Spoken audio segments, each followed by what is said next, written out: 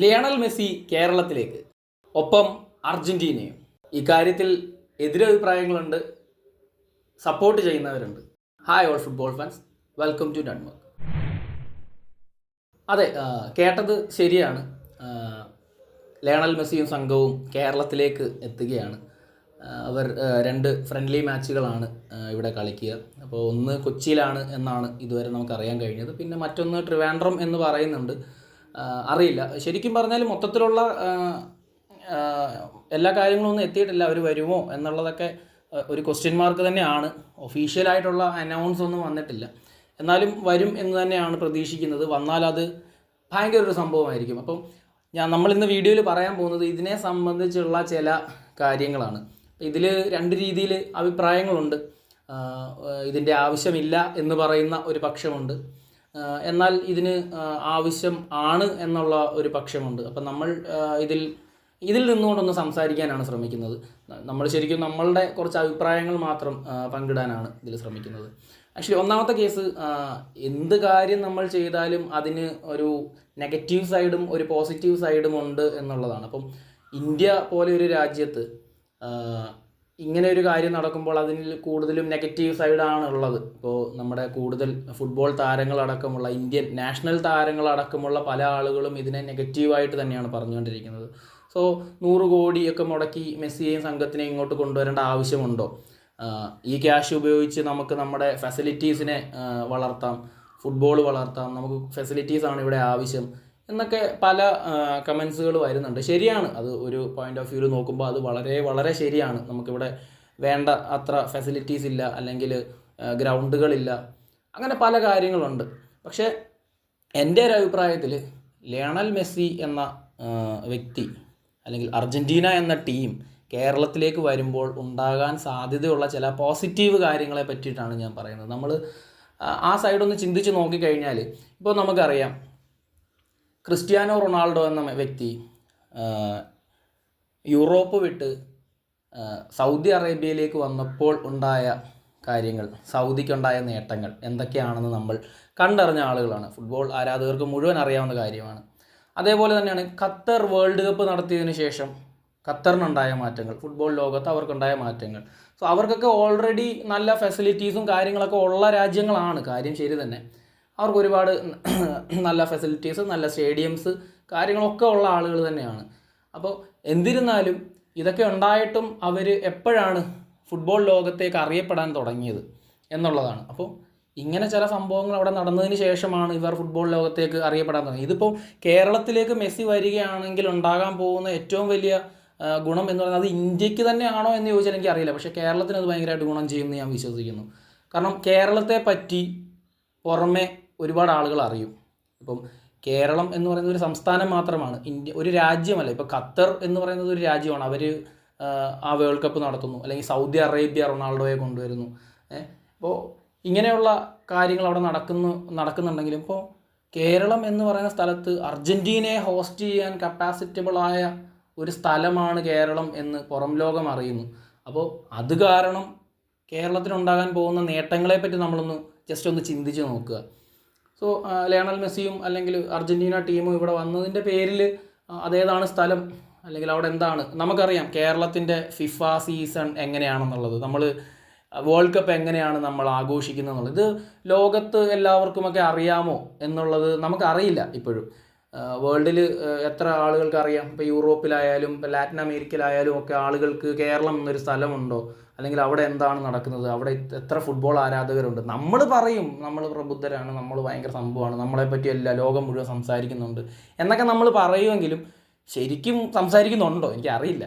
അപ്പോൾ നമ്മളെപ്പറ്റി ലോകത്തിന്, ഫുട്ബോൾ ലോകത്തിന് അറിയാൻ ഒരവസരമാണിത്.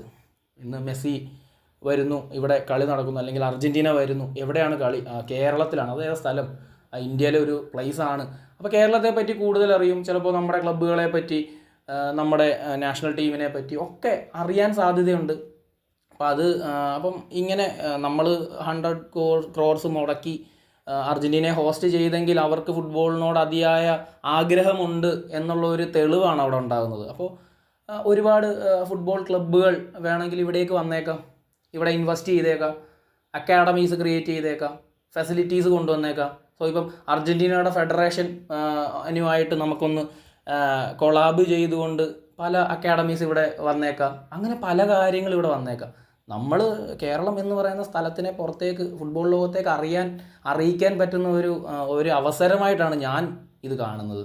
അപ്പോൾ ഫെസിലിറ്റീസ് വരും. ഇപ്പോൾ ഫെസിലിറ്റീസ് ഉണ്ടാക്കുക എന്നുള്ളത് അത് ഗവൺമെൻറ്റിനെ മാത്രം ഡിപ്പെൻഡ് ചെയ്ത് നിൽക്കുന്നൊരു കാര്യമല്ല. ഇപ്പോൾ ഞാൻ ആരുടെയാണെന്ന് ഓർക്കുന്നില്ല, നമ്മുടെ ഒരു ഇന്ത്യൻ ഫുട്ബോൾ താരത്തിൻ്റെ ഒരു ഇൻ്റർവ്യൂവിൽ ഞാൻ കേട്ടു, നമുക്ക് ഈ ക്യാഷ് കൊണ്ട് നമ്മുടെ ഫെസിലിറ്റീസ് ഉണ്ടാക്കിയാൽ പോരെ, പിന്നെ 60 ലക്ഷത്തിൻ്റെ ഒരു അത്ലറ്റിക്സ് ഇവിടെ നടത്താൻ പറ്റിയില്ല, പക്ഷേ 100 കോടി മുടക്കി നമുക്ക് അർജൻറ്റീനയെ കൊണ്ടുവരാൻ പറ്റുന്നു, അതിൻ്റെ ആവശ്യം എന്താ? അത് ആ ക്വസ്റ്റ്യൻ സിമ്പിളാണ്. കാരണം 60 ലക്ഷം മുടക്കി അത്ലറ്റിക്സ് നടത്തുക എന്ന് പറയുന്നത് ഇത് നമ്മൾ ഗവൺമെൻറ്റിൻ്റെ ഈ ഖജനാവിൽ നിന്ന് മുടക്കുന്ന ഒരു ക്യാഷ് ആണെന്ന് എനിക്ക് തോന്നുന്നില്ല. അതിനൊക്കെ സ്പോൺസേഴ്സ് വേണം.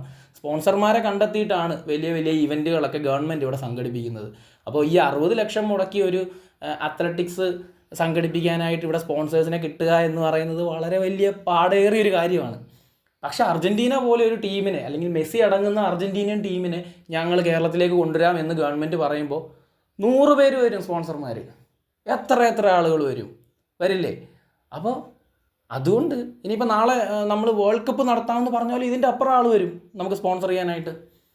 പക്ഷെ നമ്മൾ നമ്മുടെ ഒരു കായിക മേളയോ എന്തെങ്കിലും അങ്ങനെ ഒരു സംഭവം പറഞ്ഞു കഴിഞ്ഞാൽ അതിനകത്ത് കാര്യമില്ല. അവർ നോക്കുന്നത് ബിസിനസ്സാണ്, കോർപ്പറേറ്റ്സുകളാണ്. ഇവിടെ ഈ ഇന്ത്യ എന്ന് പറയുന്ന രാജ്യത്തിലെ പല കാര്യങ്ങളും കൊണ്ടുപോകുന്നത് കോർപ്പറേറ്റ്സ് തന്നെയാണ്. അവരെ ഡിപ്പെൻഡ് ചെയ്താണ് ഇവിടുത്തെ ഗവൺമെൻറ്റും പല കാര്യങ്ങളും പൊയ്ക്കൊണ്ടിരിക്കുന്നത്. അപ്പോൾ ശരിക്കും പറഞ്ഞാൽ അർജൻറ്റീന വരുന്നതിൽ ഒരുപാട് ഗുണമാണ്. ഇപ്പം റെഡ് ബുള്ളൊക്കെ, അപ്പോൾ ഇവർ ആർ ബി ഗ്രൂപ്പ്, അവർ RB ലിപ്സിംഗ് ഉണ്ട്, അവർക്ക് RB സാൽസ്ബർഗ് ഉണ്ട്.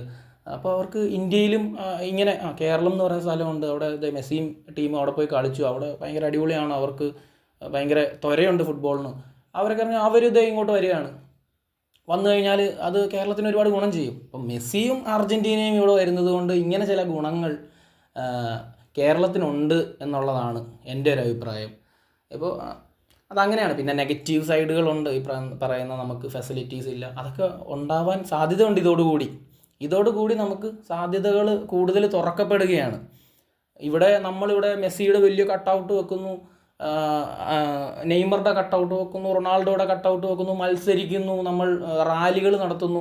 ഇതൊക്കെ എപ്പോഴാണ് ലോകം അറിയാൻ തുടങ്ങിയത്? സോഷ്യൽ മീഡിയ ഒക്കെ വന്നതിന് ശേഷം ആണ്. എനിക്കൊന്ന് കഴിഞ്ഞ വർഷം തൊട്ടാണെന്ന് തോന്നുന്നു ഇവരൊക്കെ അറിയാൻ തുടങ്ങിയത്. ഇത്രമേൽ ഫുട്ബോളിനെ സ്നേഹിക്കുന്ന ഒരു വലിയ കൂട്ടം കേരളത്തിലുണ്ട് എന്ന്, കേരളം എന്നൊരു സ്ഥലമുണ്ട് എന്നുള്ളത്. അപ്പോൾ ഇത്രയും നാൾ എനിക്ക് തോന്നുന്നു കുറേ നാൾ വരെയും അവരൊക്കെ വിചാരിച്ചിരുന്നത് കേരളം എന്ന് പറയുന്നത് ഒരു രാജ്യമാണെന്നായിരുന്നു. അത് പല രീതിയിലും തിരുത്തുന്ന കമൻസുകളും കാര്യങ്ങളൊക്കെ നമ്മൾ കണ്ടവരാണ് മലയാളികൾ. അപ്പോൾ എന്നിരുന്നാലും നമ്മളുടെ ഫുട്ബോൾ ഭ്രാന്തിനെ, നമ്മുടെ ഫുട്ബോൾ പ്രണയത്തെ ലോകം അറിയാനുള്ള ഒരു അവസരമായിട്ടാണ് മെസ്സിയും സംഘവും ഇങ്ങോട്ട് വരുന്നതിലൂടെ ഞാൻ നോക്കി കാണുന്നത്. പിന്നെ ഫെസിലിറ്റീസ് അത് ഇതിലൂടെ വരും എന്ന് ഞാൻ വിശ്വസിക്കുന്നു. കാരണം ഇന്ത്യയിൽ ഫുട്ബോൾ ഫെസിലിറ്റീസ് വർദ്ധിപ്പിക്കണമെങ്കിൽ അത് ഗവൺമെൻറ് വിചാരിച്ചാൽ ഇവിടെ നടക്കാൻ പോകുന്നില്ല. കാരണം ഗവൺമെൻറ് എന്ത് ചെയ്യാനാണ്? ഇവിടെ ശരിക്കും പറഞ്ഞാൽ ഇവിടെ ഒരു ഫുട്ബോൾ സ്റ്റേഡിയം പോലും ഇല്ല. ഇപ്പം കൊച്ചിയിൽ നമ്മൾ ബ്ലാസ്റ്റേഴ്സിൻ്റെ കളി കാണാൻ പോകുന്നുണ്ട്. അത് ഒരു ക്രിക്കറ്റ് സ്റ്റേഡിയമാണ്, ഫുട്ബോൾ പിച്ച് പണിഞ്ഞിട്ടേക്കുന്ന ഒരു ക്രിക്കറ്റ് സ്റ്റേഡിയമാണ്. അങ്ങനെ എത്രയോ സ്റ്റേഡിയങ്ങൾ, എല്ലാ സ്റ്റേഡിയങ്ങളും, സാറ്റ്ലെഗ് പോലും ഒരു അത്ലറ്റിക് സ്റ്റേഡിയമായിട്ടാണ് പണിതിട്ടേക്കുന്നത്.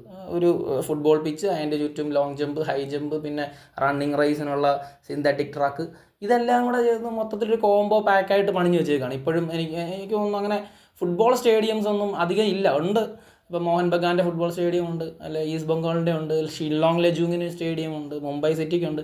പക്ഷെ അതൊക്കെ വളരെ ചെറിയ സ്റ്റേഡിയംസാണ്. അവിടുത്തെ സീറ്റിംഗ് കപ്പാസിറ്റിയൊക്കെ നോക്കിയാൽ തന്നെ നമുക്ക് അറിയാൻ പറ്റും. അങ്ങനെയല്ല, നമുക്കൊരു ഫുട്ബോൾ സ്റ്റേഡിയം എന്ന് പറഞ്ഞിട്ട് കാണിക്കാൻ പാകത്തിന് ഇവിടെ ഒന്നും ഇല്ല എന്നുള്ളതാണ്. അപ്പോൾ ഗവൺമെൻറ്റിൻ്റെ അടുത്തുനിന്ന് നമ്മളൊന്നും പ്രതീക്ഷിക്കേണ്ട. പക്ഷേ ഇതേപോലെ സ്പോൺസേഴ്സ് വരികയാണെങ്കിൽ, അത് തട്ടിത്തെറിപ്പിക്കുകയാണെങ്കിൽ നമുക്ക് പറയാം ഗവൺമെൻറ് നിങ്ങൾ കാണിക്കുന്നത് മണ്ടത്തരമാണ്, നിങ്ങൾ ഇങ്ങനെയൊന്നും ചെയ്യരുത് എന്നുള്ള കാര്യം. ഇപ്പോൾ തന്നെ നമ്മുടെ നാഷണൽ ടീമിൻ്റെ അവസ്ഥ തന്നെ നോക്കിക്കഴിഞ്ഞാൽ പൊളിറ്റിക്കലി ഇങ്ങനെ എന്തൊക്കെയോ ചെയ്തുകൊണ്ടിരിക്കുകയാണ്. പൊളിറ്റിക്സാണ്, ഫേവറേറ്റിസം, അങ്ങനെയുള്ള കാര്യങ്ങളൊക്കെയാണ് ഇവിടെ നടക്കുന്നത്. നമ്മൾ കണ്ടത് ഈ സന്ദേശ് ചിങ്കൻ, സുബശീഷ്, അല്ലെങ്കിൽ രാഹുൽ ബേക്കെ, ഇങ്ങനെയുള്ള പ്ലേയേഴ്സിനെയൊക്കെ ഇപ്പോഴും എന്തിനാണ് ഇങ്ങനെ നാഷണൽ ടീമിൽ കളിപ്പിക്കുന്നതെന്ന് എനിക്ക് മനസ്സിലാവുന്നില്ല. ഒരുപാട് ISL വന്നതോടുകൂടി ഒരുപാട് പ്ലേയേഴ്സ് മേക്കായിട്ടുണ്ട് ഇവിടെ. ഇപ്പോഴും നിങ്ങൾ നേരെ ഇംഗ്ലണ്ടിൻ്റെ നാഷണൽ ടീമിലേക്കും ബ്രസീലിൻ്റെ ടീമിലേക്കും അർജൻറ്റീനയിലേക്കും അവിടെ നമ്മളെല്ലാം സ്പെയിനിലേക്ക് ഒക്കെ നോക്കിക്കഴിഞ്ഞാൽ യുവതാരങ്ങൾ മറിയുകയാണ് കിടന്ന്. അവരുടെ ടാലൻ്റ് ഇങ്ങനെ തെളിയിച്ചുകൊണ്ടിരിക്കും. ഇവിടുത്തെ യുവതാരങ്ങളെയൊക്കെ ഇവിടെ ഇരുത്തി നശിപ്പിച്ച് നമ്മുടെ രാഹുൽ കെ പി അതിനൊരു വലിയ സൈനാണ്. രാഹുൽ കെ പി ഒക്കെ സ്റ്റാറായിട്ട് നിന്നിരുന്ന സമയത്തൊന്നും രാഹുൽ കെ പിക്ക് ഒരവസരങ്ങളും കൊടുത്തില്ല. രാഹുൽ കെ പി കളിക്കേണ്ട സമയത്ത് നാഷണൽ ടീമിൽ വന്നില്ല. ഇപ്പോൾ വിപിൻ നാഷണൽ ടീമിലോട്ട് വന്നിട്ടുണ്ട്. പക്ഷേ വിപിന് എന്തവസരമാണ് കിട്ടിയതെന്ന് നമ്മൾ കഴിഞ്ഞ കളി കണ്ടതാണ്. സഹൽ ഇപ്പം 2020 കോപ്പ അമേരിക്ക കളിക്കാൻ ഇന്ത്യക്ക് ഓഫർ ഉണ്ടായിരുന്നു. അപ്പം അത് ഇവർ കോപ്പ അമേരിക്ക കളിക്കുമ്പോൾ എപ്പോഴും 2 ഔട്ട്സൈഡ് കൺട്രീസിന് അവർ സ്ലോട്ട് കൊടുക്കുന്നതാണ്. 2020 ഖത്തറിനും ഓസ്ട്രേലിയക്കുമായിരുന്നു അത് കൊടുത്തിരുന്നത്. അപ്പം ഖത്തർ പിന്മാറി, അതേപോലെ തന്നെ ഓസ്ട്രേലിയ പിന്മാറിയപ്പോൾ ഓസ്ട്രേലിയ പകരം സജസ്റ്റ് ചെയ്തത് ഇന്ത്യയായിരുന്നു. അപ്പോൾ ഇന്ത്യക്ക് കോൾ ഉണ്ടായിരുന്നു, പക്ഷേ ഇവിടുന്ന് പോയില്ല. ഇഗോസ് ടീം മാച്ച് അന്ന് പറഞ്ഞത് നമുക്ക് അതിനുള്ള ക്വാളിറ്റി ആയിട്ടില്ല എന്നുള്ളതാണ്. ക്വാളിറ്റി വിടൂ, പോയി കളിക്കൂ, പോയി കളിക്കുക, അതിനുള്ള സ്പോൺസേഴ്സിനെ കണ്ടെത്തൂ. എന്താ കോപ്പ അമേരിക്ക കളിക്കാൻ പോകാനായിട്ട് ഇന്ത്യക്ക് സ്പോൺസർമാരെ കിട്ടില്ലേ? ഇവിടെ എന്തോരം കോടീശ്വരന്മാരുള്ള രാജ്യമാണിത്. അപ്പോൾ അതിന് പണിയെടുക്കണമായിരുന്നു, പോകണമായിരുന്നു. അപ്പം ഞാൻ പറയുന്നത്, ഇപ്പം കളി നമ്മൾ തോക്കുമായിരിക്കും, പക്ഷെ അതിൽ നിന്ന് ഏതെങ്കിലും ഒരു പ്ലെയറിന് നല്ലൊരു ഓഫർ അവിടുന്ന് കിട്ടി. ഇപ്പോൾ അന്ന് സഹൽ ടീമിലുണ്ട്. ഞാൻ പറയാം, ഇന്ത്യയിൽ ഞാൻ കണ്ടതിൽ ഏറ്റവും ക്വാളിറ്റി ഉള്ള ഒരു പ്ലെയറാണ് സഹലിന് അന്ന് നമ്മൾ കോപ്പ അമേരിക്ക കളിക്കാൻ പോയി, നമ്മളെല്ലാ കളിയും തോറ്റു. പക്ഷേ സഹലിൻ്റെ പെർഫോമൻസ് നന്നായിരുന്നു. സഹലിന് അവിടെ നിന്നൊരു ഓഫർ വരികയാണ് ഏതെങ്കിലും ഒരു യൂറോപ്യൻ ക്ലബ്ബിലേക്ക്, എത്ര നന്നായേനെ. പക്ഷെ അതിനുള്ളൊരു അവസരമായിരുന്നു അതൊക്കെ. ആ അവസരം പോലും വിനിയോഗിച്ചില്ല എന്നുള്ളതാണ്. അപ്പം ഗവൺമെൻറ്റിൻ്റെ ഭാഗത്ത് നമ്മൾ അതൊക്കെ പ്രതീക്ഷിച്ചാൽ മതി. പിന്നെ ഇപ്പോൾ കേരള ഗവൺമെൻറ് എടുത്തിരിക്കുന്ന ഈ ഒരു ഡിസിഷൻ, അതിനെ ഞാൻ അപ്രീഷിയേറ്റ് ചെയ്യുന്നു. കാരണം അർജൻറ്റീന ഇന്ത്യയിലേക്ക് വരാൻ താല്പര്യം കാണിച്ചപ്പോൾ ഇന്ത്യൻ ഗവൺമെൻറ് അത് വേണ്ട, പറ്റത്തില്ല, ഇത്രയും വലിയ എമൗണ്ട് കൊടുത്ത് ഹോസ്റ്റ് ചെയ്യാനൊന്നും പറ്റില്ല എന്ന് പറഞ്ഞപ്പോൾ അതൊരു ചാലഞ്ച് പോലെ അവർ ഇന്ത്യയിലേക്ക് വരട്ടെ എന്ന് പറഞ്ഞത് ഇന്ത്യയിലെ ആരെയും കണ്ടിട്ടല്ല, കേരളത്തിലെ ആരാധക കൂട്ടത്തെ കണ്ടിട്ടാണ്, കേരളത്തിലെ ഫുട്ബോളിനെ കണ്ടിട്ടാണ്, ഈ ഫുട്ബോൾ ഭ്രാന്ത് കണ്ടിട്ടാണ് അവർ ഞങ്ങൾ ഇങ്ങോട്ടൊന്ന് വരട്ടെ, ഇവിടെ വന്ന് കളിക്കാം എന്നുള്ള പ്രപ്പോസൽ വെച്ചത്. അപ്പോൾ അത് കേരള ഗവൺമെൻറ് ഒരു ചാലഞ്ച് പോലെ ഏറ്റെടുത്ത് അവരതിനു വേണ്ടി ശരിക്കും പരിശ്രമിച്ചതിൻ്റെ ഫലമായിട്ടാണ് ഞാനിപ്പോൾ ഇവിടെ നിന്ന് ഈ വീഡിയോ ചെയ്യുന്നത്. അപ്പോൾ അവർ ശരിക്കും പരിശ്രമിച്ചിട്ടുണ്ട്. പലതവണ അവർ മീറ്റിങ്ങുകൾ അറ്റൻഡ് ചെയ്തിട്ടുണ്ട്. അപ്പോൾ അതിൻ്റെ ഭാഗമായിട്ട് ഇപ്പോൾ ഇങ്ങനെ പഠിക്കൽ നിൽക്കുകയാണ്, മെസ്സിയും സംഘവും വരുമോ ഇല്ലയോ എന്നറിയാനായിട്ടുള്ള. അത്രയും എഫേർട്ട് എടുത്ത ഗവൺമെൻറ്റിൻ്റെ എഫേർട്ടിനെ നമുക്ക് കാണാതിരിക്കാൻ പറ്റില്ല. അപ്പോൾ അതൊക്കെ വലിയ കാര്യം തന്നെയാണ്, അത് നമ്മൾ അംഗീകരിക്കേണ്ട കാര്യമാണ്. അപ്പോൾ എന്തിരുന്നാലും ഞാനിതിനെ നോക്കിക്കാണുന്നത് പോസിറ്റീവായിട്ട് തന്നെയാണ്. അർജൻറ്റീനയും മെസ്സിയും ഇവിടെ വരുന്നത് കൊണ്ട് ഒരുപാട് ഗുണങ്ങളുണ്ട്. പിന്നെ കാണാൻ പറ്റട്ടെ, മെസ്സിയെ ആരാധിക്കുന്ന ഒരുപാട് ആളുകളുള്ള രാജ്യമാണിത്, അർജൻറ്റീനയെ ആരാധിക്കുന്ന ഒരുപാട് ആളുകളുള്ള രാജ്യമാണ്. ക്യാഷൊക്കെ കയ്യിലുള്ളവർക്ക് പറയാം പുറത്തു പോയി കണ്ടാൽ പോരെ എന്നൊക്കെ. പുറത്തു പോകാൻ പറ്റാത്ത ഒരുപാട് ആളുകളുണ്ട് ഇവിടെ, ഇഷ്ടം പോലെ ആളുകളുണ്ട്. എങ്കിൽ പിന്നെ ഇവിടുന്ന് എല്ലാവരും ഖത്തറിൽ പോയി വേൾഡ് കപ്പ് കാണില്ലായിരുന്നു? ക്യാഷുള്ളവരൊക്കെ പോയി. പിന്നെ എങ്ങനെയൊക്കെയോ കഷ്ടപ്പെട്ട് പോയവരുണ്ട്, എന്നാൽ കാണാനുള്ള ആഗ്രഹം കൊണ്ട്, കൊതി കൊണ്ട് പോകാൻ പറ്റാതെ ടി വിയിലിരുന്ന് കളി കണ്ടവരുമുണ്ട്. അപ്പോൾ അങ്ങനെയുള്ളവർക്ക് കൂടെ അവസരം കിട്ടുകയാണ് കാണാൻ. ഇപ്പം ഫുട്ബോളുമായി ബന്ധമില്ലാത്തവർ പറയായിരിക്കും, മെസ്സിയെ കണ്ടില്ല എന്താ എന്ന് ചോദിക്കായിരിക്കും, അവർക്ക് ആ ബന്ധം ഇല്ലാത്തതുകൊണ്ടാണ്. പക്ഷെ ആ ബന്ധമുള്ള ആളുകൾക്ക് മെസ്സിയെ കാണുക എന്നുള്ളത് ചിലപ്പോൾ ഒരു സ്വപ്നം തന്നെയായിരിക്കും. അങ്ങനെയുള്ള ആളുകൾ ഇവിടെ ഉണ്ട്, ഇഷ്ടം പോലെ ഉണ്ട്, ഒരുപാടുണ്ട്. മെസ്സിയെ കാണുക എന്നുള്ളൊരാഗ്രഹം തന്നെയായിരിക്കും അവരുടെയൊക്കെ.